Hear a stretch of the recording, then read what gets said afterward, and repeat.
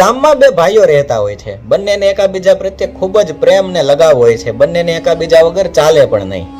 બંને ખેતરે ખેતી કરવા જાય તો પણ તે બંને સાથે જ જતા. મોટા ભાઈના પરિવારમાં તેમના બે દીકરા અને તેમની પત્ની અને નાના ભાઈને હજી લગ્ન જ થયા હતા એટલે તેમની પત્ની અને નાનો ભાઈ બધા સાથે મળીને રહેતા હતા.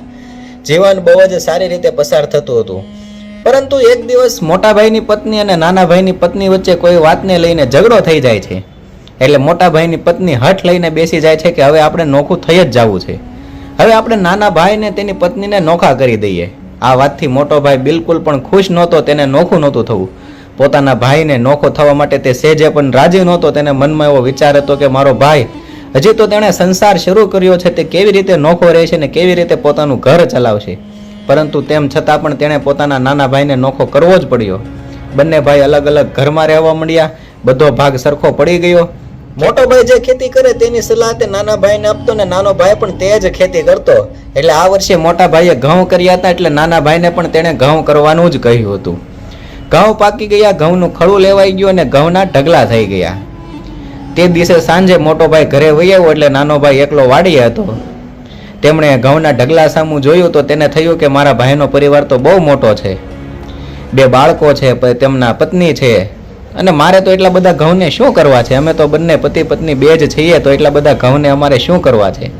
એટલે નાનો ભાઈ પોતાના ઘઉંના ઢગલામાંથી 10 ગોણી ભરે છે ને તે મોટા ભાઈના ઘઉંના ઢગલામાં ઠલઈ આવે છે. અને પછી પોતે નાનો ભાઈ પોતાના ઘરે ચાલ્યો જાય છે. અને મોડી રાતે જ્યારે મોટો ભાઈ પાછો વાડી તરફ આવે છે તો તેની પાછળ પાછળ તેમની પત્ની પણ વાડીએ જતી હોય છે. પરંતુ તે મોટા ભાઈને નથી ખબર હોતી. મોટો ભાઈ વાડીએ પહોંચે છે તો તે નાના ભાઈના ઘઉંના ઢગલા તરફ જોવે છે અને તે વિચારે છે કે મારા ભાઈને તો ઘઉં બહુ જ ઓછા થયા છે. તેણે તો હજી આ સંસાર શરૂ કર્યો છે. તેણે તો હજી ઘરની જવાબદારી સંભાળવાની શરૂઆત કરી છે. તે પોતે કેવી રીતે ઘરની જવાબદારી નિભાવી શકશે?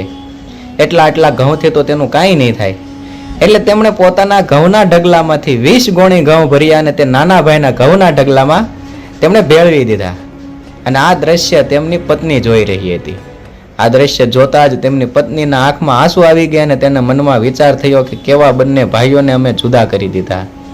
બેના શરીર તો અલગ છે પરંતુ બેનો જીવ એક છે અને તે ભાઈઓને અમે જુદા કરી દીધા. આનું પાપ અમને લાગશે. તે રડતી રડતી તેમની પત્ની પોતાના ઘરે ચાલી જાય છે.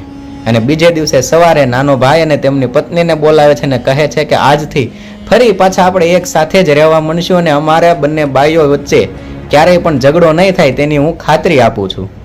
તો દોસ્તો, આ બંને ભાઈઓના પ્રેમ વિશે તમારું શું કહેવું છે કમેન્ટમાં જણાવો અને વિડીયો ગમ્યો હોય તો લાઈક કરો, શેર કરો.